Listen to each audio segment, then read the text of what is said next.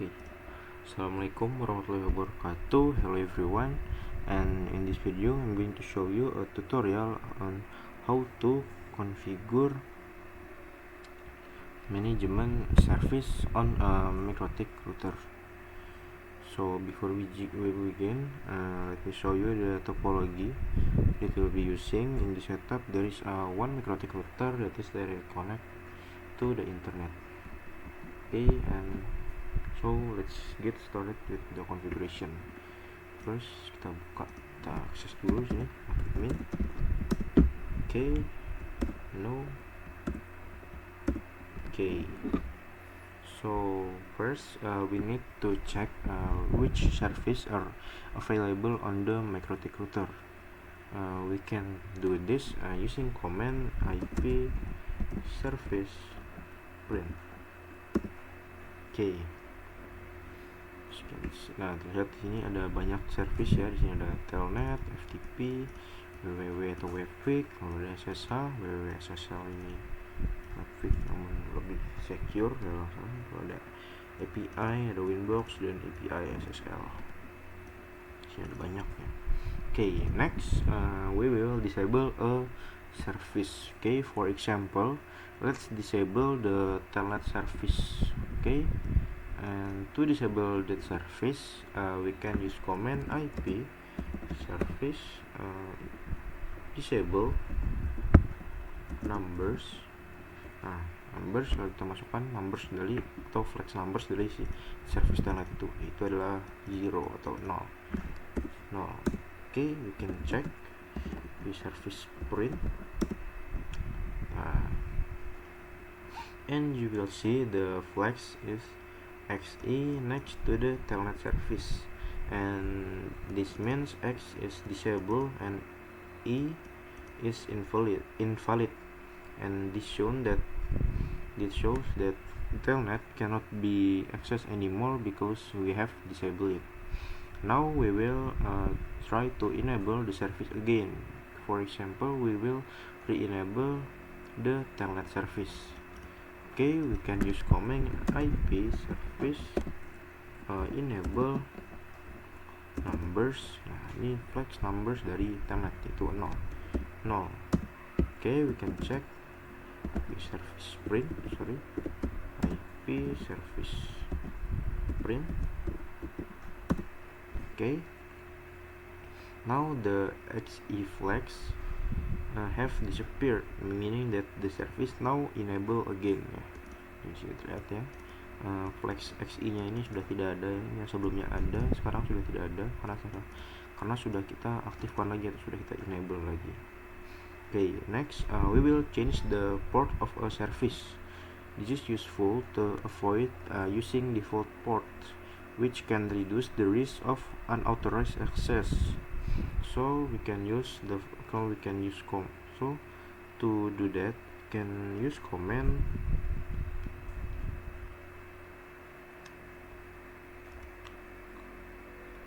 then we can use command IP service and then set numbers. Nah, sini for example we will change the port on service Telnet, FTP, and Webfig, and SSH. Okay, so 0 is for Telnet, and then portsnya itu 23 misalnya, jadi kita ubah misalnya jadi 2323 gitu ya.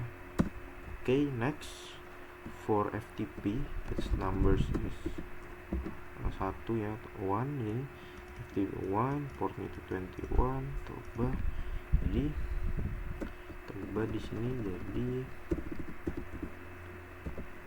121 gitu. Okay, next IP service set numbers. Yang ketiga ini ada WWW atau Webfig, numbersnya 2, portnya kita ubah jadi 8080 misalnya. Oke, kemudian terakhir di sini kita coba ubah juga untuk service SSH-nya di sini ya, service set numbers. SSH itu flexnya 3, numbersnya, lalu portnya kita ubah misalnya jadi 2222. Oke, kita cek can check using IP service print. As you can see di sini ya, portnya sudah berhasil kita ubah untuk telnet, FTP, www, WiFi dan SSH sudah berhasil kita ubah. Nah, terlihat di sini ya. Sebelumnya ini 23, 21, 80, 22 sudah bisa kita ubah jadi 23, 23, 21, 21, 80, 80 dan 22, 22. Oke. Next, next we will try to access the MikroTik router using the service with the new ports. Okay. First, we try to access telnet. Okay. So to do that, we can open the CMD, the command prompt application, and then type the following command to, and then type and then we can use command telnet and then the IP of the router. Okay, cek dulu IP-nya di sini ya. IP address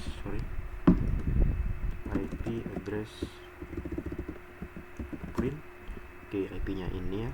Kita gunakan IP-nya untuk mengakses ke telnet. Oke, semua.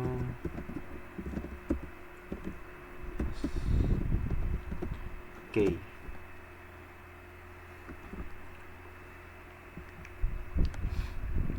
Next, dan setelah IP-nya sudah ditambahkan, terakhir di belakang kita akan tambahkan juga port barunya tadi untuk telnet. Port baru untuk telnet tadi itu adalah 2323 gitu. Jadi kita masukkan juga di sini yaitu 2323. Oke, can enter. Nah, and MikroTik login prompt will appear.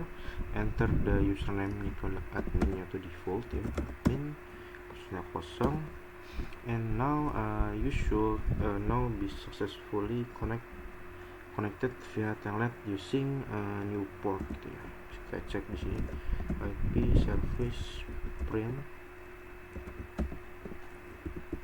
Nah, di sini telnet port sudah berubah ya, dan kita bisa berhasil mengakses telnet menggunakan port yang sudah kita ubah ya. Oke, telnet done. Next, can try access using FTP, access service FTP. So can use WinSCP application. So we can open the WinSCP application. Okay, wait. Okay, file protocol, choose the FTP and then enter the IP address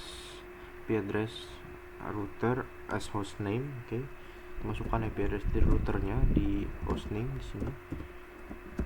1.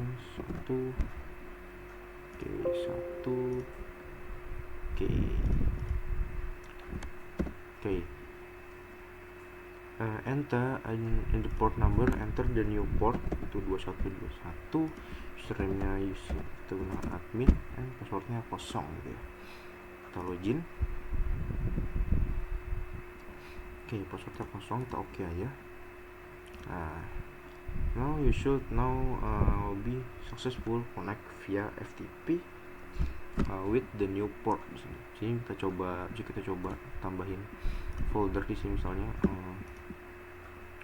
directory, kita coba tambahin misalnya testing FTP misalnya. Oke, tambahkan. Oke, sudah. Kita cek juga di sini pakai file print. Di sini sudah ada itu file yang tadi kita buat sebelumnya di FTP. Begitu kita sudah berhasil mengakses menggunakan FTP dan juga menggunakan port baru dari FTP gitu ya.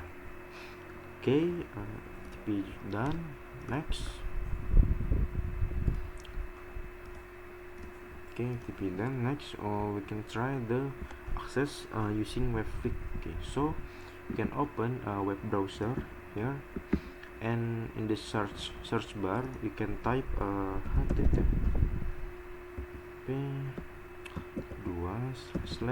and enter the IP address of router, itu ini 168.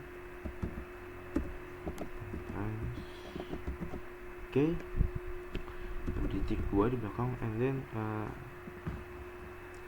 we can add the new port in the last ya, di terakhir. Jadi seperti ini, jadi http titik 2 selalu IP address dari router titik 2, dan ini adalah port barunya yaitu 8080. Kita enter aja di sini. Oke. Sebentar.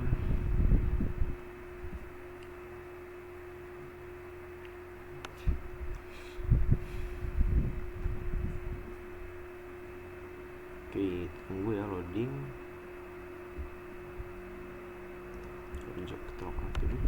Nah, lihat di sini as you can see ya, and you should now be able to access webfig using the new port sini. Kita coba login admin passwordnya kosong, kita login.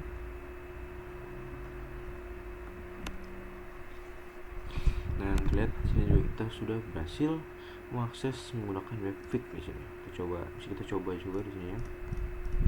Misalnya kita coba di sini, misalnya IP service print. Nah, di sini kita bisa aksesnya gitu ya. Oke, sebentar nggak nge-lag ya di sini ya. Nah, lihat di sini kita bisa mengaksesnya gitu ya, menggunakan webfig dengan port barunya itu. Oke, using webfig. Dan next we can try access using SSH. So we can open an SSH client. For example, we can use PuTTY application. PuTTY.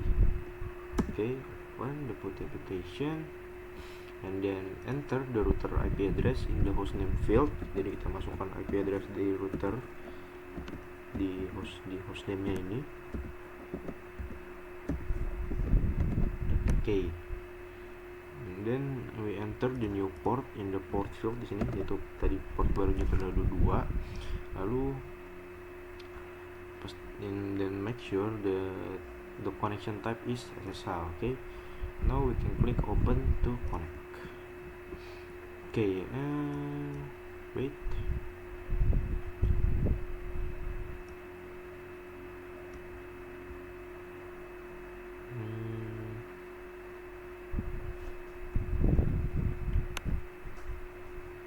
Oke, sebentar.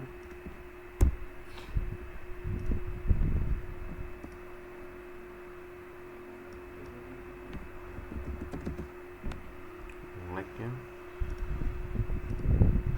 Ya, di sini. Dan di sini ada notif security alert. Bisa kita accept saja di sini, accept. Nah, and login screen will appear. We can enter the username default is admin, and now we should now be connected to the router via SSH using the new port. Okay, we can check di sini, coba cek service print. Nah, di sini terlihat portnya baru ya, 2222. Okay. And the last we can try access with Winbox. Okay, so before we testing Winbox, let's change the Winbox service port. Okay, so IP service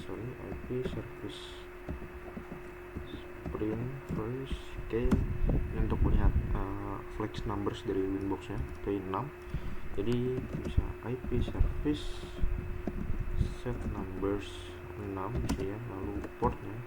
Nah, di sini kita masukkan new portnya gitu ya. For example, I will change it from di sini, kita ubah dari 8291 kita ubah jadi 8211 ya. Change to 8211 gitu ya. Okay, enter. Now we can check the service print. Okay, as you can see di sini service Winbox sudah berhasil kita ubah portnya di 8211, yang sebelumnya itu 8291. Okay, now you can access, you can open the Winbox application. Winbox, okay, open, and in the connector field enter the IP address with the new port. Okay, for example it is the IP address, and then tik 2, and then new port. Lalu terakhir kita kasih tik 2, lalu tambahkan new portnya yaitu 8211.